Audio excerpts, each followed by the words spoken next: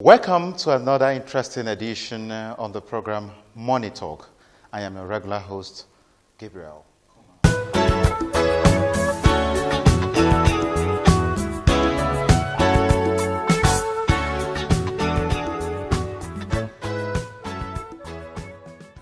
For several years now, Nigeria has made diversification of economy a major agenda, from one administration to another, especially since the return to democracy.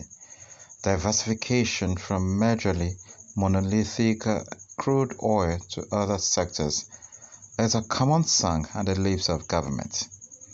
At the heart of this is the growth of an economy which has experienced sluggish growth since the nation exited recession in 2017. Models like Economic Recovery and Growth Plan have done little despite the laudable applause it received during its birthing. Several nations are investing in biodiversity, which is said to have the potential to drive the much-needed growth. Several nations are investing in biodiversity, which is said to have the potential to drive the much-needed growth. The Nigerian government is setting up think tanks to explore the possibilities inherent in it. Let's take a view of the Minister of State's comment at Biodiversity Conference. We need to have a lot more understanding of what bioeconomy itself is all about. Bioeconomy is the sustainable production of biological resources, processes, and principles to provide products and services in all economic sectors.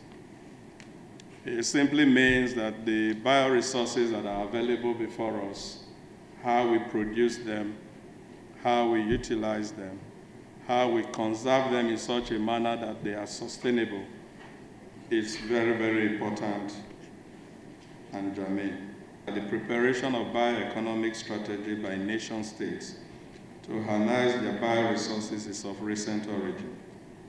Many countries across the globe have carefully crafted their bioeconomy strategies for efficient utilization of their bioresources, while at the same time ensuring intergenerational equity by safeguarding the environment. The bioeconomy strategy plays a dual role of promoting the growth and diversification of an economy and supporting the country in meeting its commitments in the Paris Agreement. Indeed, a well-crafted bioeconomy strategy will invariably address half of the Sustainable Development Goals. Nigeria, as a tropical developing country, has huge potentials in bioresources, especially biomass, which could be harnessed to create wealth, jobs, and enhance the growth and development of the country. The bioresources like aquatic weeds, water hyacinth, lettuce, etc., algae, municipal waste, and agricultural residues under the bioeconomy strategy are harvested using advances in technology, that's bioscience and biotechnology, to create new products which will help us to improve the quality of life. Ladies and gentlemen, the focus of our administration still remains the tripod of fighting corruption, security, and the economy. It is now history that the Nigerian economy was in recession, but some analysts have argued that the growth so far experienced is still fragile. In addition to witnessing fragile growth, we are also having revenue challenges. Arising from the above, the diversification of both the economy and the revenue basis becomes critical and of immediate importance. The creation of the bioeconomy, which covers all the economic sectors, including agriculture, manufacturing, building and construction, power and energy, transportation, health and education, mining and water, will require creating new products and markets that will enhance the growth of the Nigerian economy, thereby promoting its diversification. We already have some actors in the bioeconomy of Nigeria, and we intend to strengthen them. As you are aware, the Economic Recovery and Growth Plan 2017 to 2020, which served as the blueprint in steering the Nigerian economy away from recession to a path of positive growth, ends December 2020. In this vein, the Ministry of Finance, Budget and National Planning is in the process of preparing a successor medium-term National Development Plan 2021 to 2025 towards deepening the initiatives for diversified growth and sustainable development. The successor plan, together with the Agenda 2030, are expected to accentuate and provide a coordinated approach for harnessing the inherent potentials of the bioeconomy, especially towards addressing the employment challenges in the country, in line with Mr. President's recent pronouncement to removing 100 million people out of poverty in 10 years. This is a commitment Mr. President has made, and we are ready to deploy all resources and plans to ensure its actualization. The telecommunications sector was a major growth driver in the Nigerian economy for over a decade. In this new decade, bio-based products and markets can become the major growth driver for the economy if we put our acts together and do the right things. It is worthy to know that the German bio-based economy grew by 22% between 2002 and 2010. Other countries, including regional bodies like the European Union, are working out measures to place the bioeconomy on the right path for rapid and sustainable growth. We cannot afford to lose out in this direction this time around. We are all aware of the challenges confronting us as a nation today: fragile and low economic growth, low investment and foreign capital inflows, high rates of unemployment and incidence of poverty. The bioeconomy strategy can significantly reverse most of these challenges and, in addition, address our environmental challenges. The starting point in the efforts to unleash our bioeconomic potentials is the preparation of the National Bioeconomy Strategy Framework for the country. The framework will outline a shared vision and common objective towards which every stakeholder will work to move the Nigerian nation forward. It will provide an opportunity to deliver greater than the sum of the parts growth and increase productivity, as well as make Nigeria more attractive to local and foreign investors across the bioeconomy spectrum. The preparation of the National Bioeconomy Strategic Framework is to be a collaborative process involving all stakeholders in the public and private sectors, including the research community, industry, and development partners. What benefits are inherent in biodiversity for Nigerians? How can it engender the needed double-digit growth?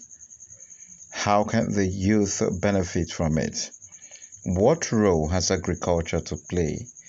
Actually, as a matter of fact, in December 2014, our GDP was $573 billion. So we're actually number 21 before the oil prices and everything crashed and we lost 60% of revenue.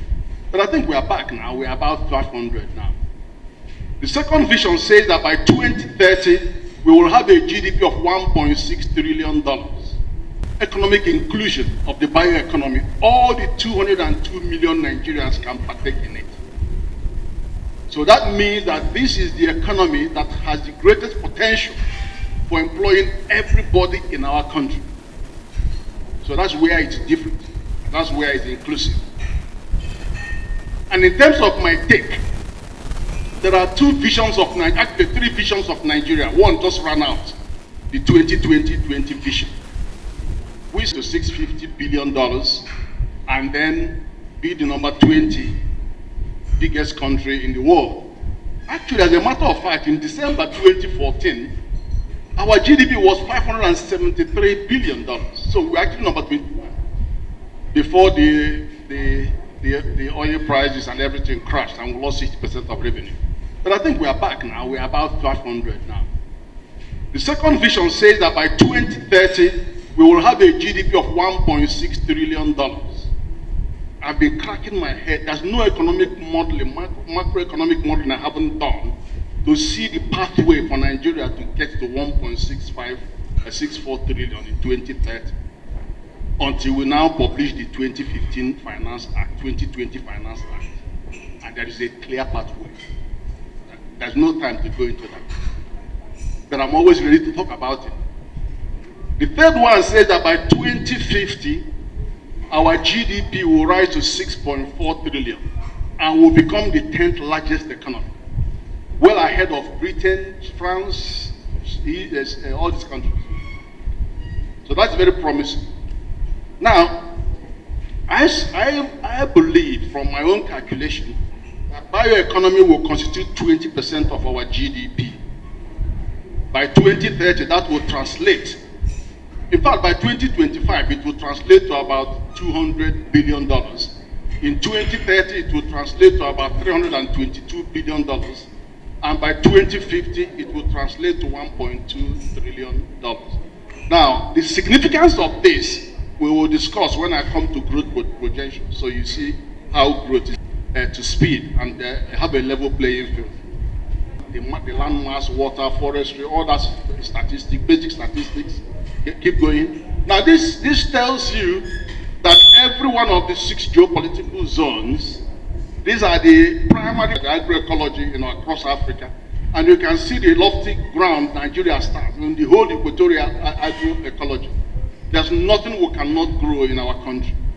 And we are very successful. And one of the things you will see is that all of us in West Africa are almost on the same belt. So it begs the question, what kind of trade are we actually doing? Because we are all producing the same thing. But that's a story for another day. Let's keep going. Now, but on the Africa scale, the Africa continental scale, and these are the areas where we can partner in Africa on bioeconomy. So these are clear areas where we can partner. I don't have to go into this detail. We have far more stuff to go through. We have 88 slides to go through. Just keep going. Now, several definitions have been given on bioeconomy. But what I will say is the minister's definition is the same as the one I have done here, and also the president of the Bioeconomy Society, we are all on the same page. That bioeconomy is defined as the knowledge-based production and utilization of biological resources, biological enzymes, biological molecular, and all the biological processes themselves and principles that will provide for sustainable goods and services across all economic sectors. He didn't say across agriculture sector, he didn't say across the environment, he didn't say across science and technology. He said across all economic sectors. We have to make sure that all the development assistance we can get and all the policies are aligned. And in fact, even the carbon financing, I think I'll probably talk about that. The lady has just sent me her something. You will see how it all works together. And when you work together, the synergy is incredible because it's greater than the sum of the separate parts. So the 3 key defining technology, the 3 key defining things here is about the utilization of renewable biomass and efficient bioprocesses to ensure that we can achieve sustainable production. That was sustainable, remember. Sustainable looks at environmental sustainability, social sustainability, and economic sustainability. That's all encompassed in that word. But the second one, the second pillar, is utilization of enabling and converging technologies. Now that is where young people see their hope here. Because young people are with the technology. They are not with the hoes and the knives. They are with the technology. This includes them. Every young person sees their future in biotechnology because the biotechnology is trying to get all those biological processes that produce new goods and new services and bringing technology, various technologies to bear on those.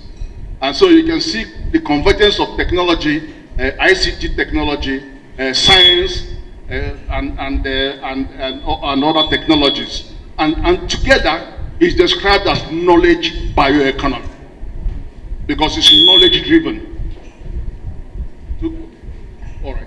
Now, the third pillar is about integration of all the applications, such as agriculture, that shows the bioeconomy and the inclusive green growth policy framework, which is what we are working towards. And then look at what the environment that surrounds it. You have National Green Growth Strategy, Ministry of Environment. You have National Bioenergy Strategy, where the likes of NNPC are here and all the people in the energy sector. You have the National Biotechnology Development Strategy, Science and Technology. You also have National Biomedical and Biopharmaceutical Development Strategy. That is not still science and technology, but with health people coming in, education people coming in. You have bioeconomy and food security and nutrition. Agriculture people are involved. And then you have innovation, bio-entrepreneurship strategy, all the business community. They are concerned because when you bring all this your stuff from the laboratory, they have to put it into production. They have to go and apply them in the farm to run big farms, and they have to process the goods, and they have to take it to the market. And all the service component of it will also be driven by the private sector. So that's where the private sector connects to all of us. This is a very important section. What is the size of the bioeconomy? How big is it? Is it something that warrants our attention? What is the size? Now let's talk about the size. Go to the next page. First of all, these are the sectors that are included in bioeconomy strategy and monitoring in the selected countries. You can see a long list. And then look at some countries, Argentina, Australia, Germany, Malaysia, South Africa, US. Now, US adopted only 5 of these for their definition of bioeconomy. But Germany has the widest. Literally everything is adopted by Germany in their definition of bioeconomy. Now, all the essential value chains, which I have already analyzed on geopolitical zones, showing where our efforts can yield good results. So you can see the distribution of these across all the geopolitical zones. Next slide. Now, Germany, the size of their bioeconomy is 2.4 trillion euro. That is 17% of their GDP. And the growth that it is providing for them is 22% of growth. Whereas the normal growth of the whole economy is around lower than 7%. It's 5 to 7%. But look at what bioeconomy is doing, pushing the whole thing forward at 22%. In some countries, it's more. We want to have this in Nigeria, but we'll see. And then the number of jobs, about 6.5 million jobs. The USA, why would USA be lower than Germany at $400 billion? It's because they adopted only 5 sectors in the definition of bioeconomy. That is why. But otherwise, it would have been about $1.2 trillion. Then that's all. You can see the other ones. Let's go next page. Now, I also mapped these ones across the key value chains in the bioeconomy. I mapped it across the northeast, northwest, all our geopolitical zones to see whether there are some where it's not going to be viable. But then actually show you the value of each of these areas in German bioeconomy. Now look at the agroforestry. The size of the German agroforestry, I don't even know if they have a forest at all. But anyway, but then they have other areas like aquaculture, aquaponics, aeroponics, hydroponics, probiotics, greenhouse, a lot of greenhouse production. Is about $32 billion. But that's actually one of the least, the smallest. You go to pharmaceutical, biopharmaceutical, and biomedical plants, and we have an infinite number of those plants. They have 41 billion euro, 41.4 billion euro. Then food and beverages, when they now bring them into food production, now you have $170 billion coming from just food and beverages. Now consumer goods, it starts going up, where you have bio-based surfactants and active constituents and cosmetics. That is $203 billion. Then energy, which is our bioethanol using pellets, gas to gas and stoves, that's about, look at, $466 billion.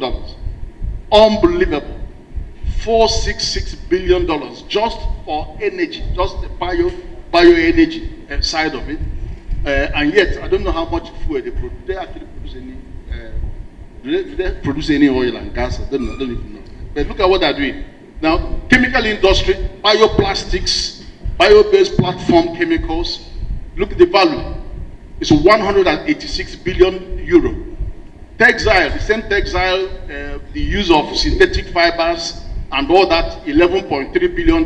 Building materials, particularly insulation materials and bio-based concrete admixtures, $172 billion.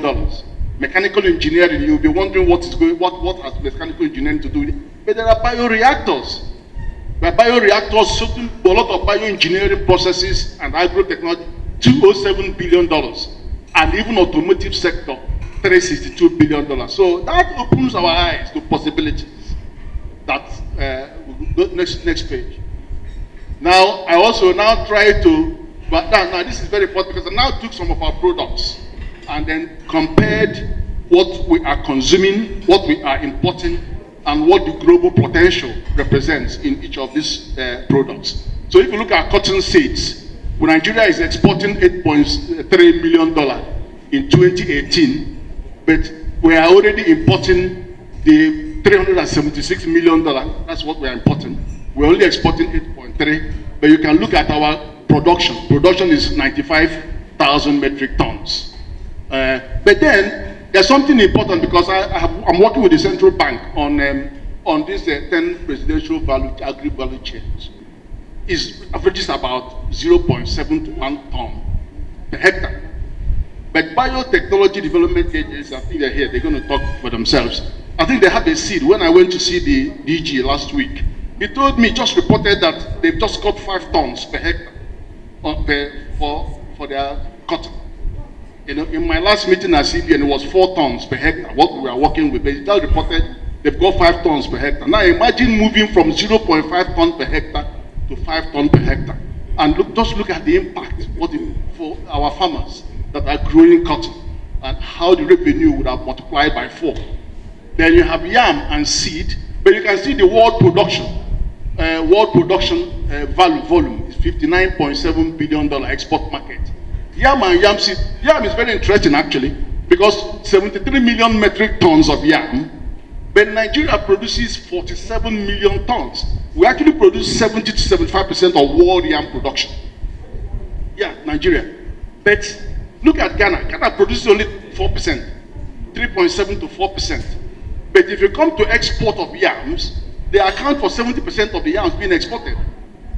That's a small Ghana. And I haven't seen Nigerian yam in the market. We have problems every time we send them out. They all get rotten because we haven't actually paid attention to the export side of that production. But something dramatic is also happening in yam. You know, I was reading about the IITA. I hope they will be presenting on using aeroponics to multiply yam seedlings. And in NAFTA, when I was there, they showed me their greenhouse where they said they could make 1 million seeds. And what in between these two institutions, they can actually triple our production of yam. Because if we are producing 47 million tons, and if each yam is 2 kg, it means that we only need 23 million seedlings to produce 47 million. So farmers can multiply the whole production by 2 or 3 times. So there is biotechnology is going to change the landscape. Now the same goes with tomato. The volume of tomato produced is 160 million tons. We're only producing 1.7 million tons and importing 1.2 million tons, which is valued at $2.5 billion. But when you see what the likes of Dangote is doing in using our growers to they multiply the seeds and give out to our growers and all that, if we go more for Anchor Growers program, we can triple, not only produce more that is required for our processing, but we'll have more for export. And then that's the same with rice. The story is the same with rice. As you know, minus the border closure, but that's a long story. I don't want to get into that. But wheat also, we have the same challenge in wheat. Just look at our wheat production is only 60,000 metric tons. Look at South Africa. It's doing 1.6 million metric tons. And Sudan is doing 10 times Nigerian wheat production. Look at that. But then you will know the world production is 764 million metric tons. So look at the gap. Well, we can change all this. And is it sugar? Is it rice? I've talked about rice again. Or is it vaccine production?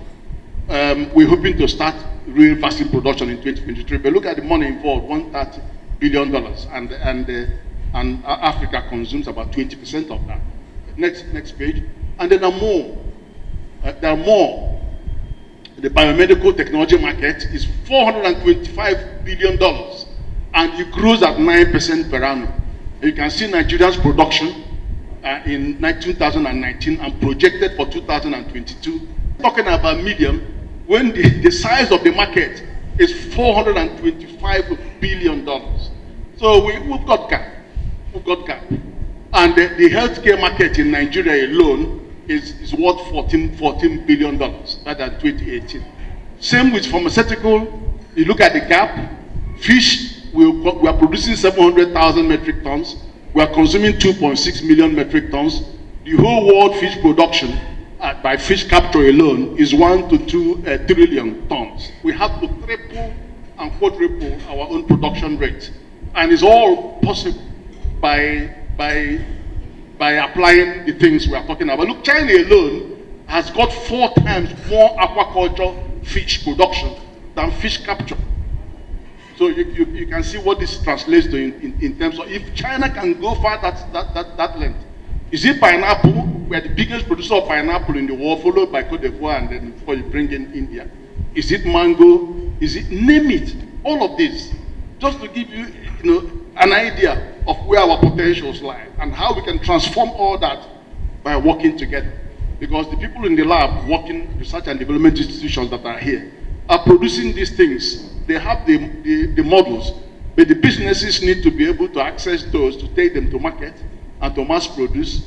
And government needs to provide a regulatory environment that is enabling for all sorts of activities for both research, development, extension, and then the finance, bring the finance.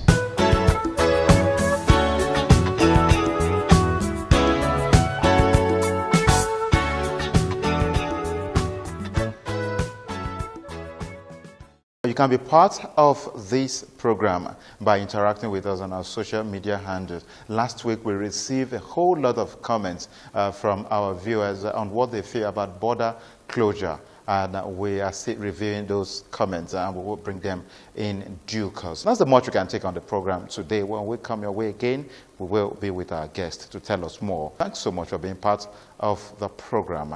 I remain your regular host, Gabriel Koma. Bye for now.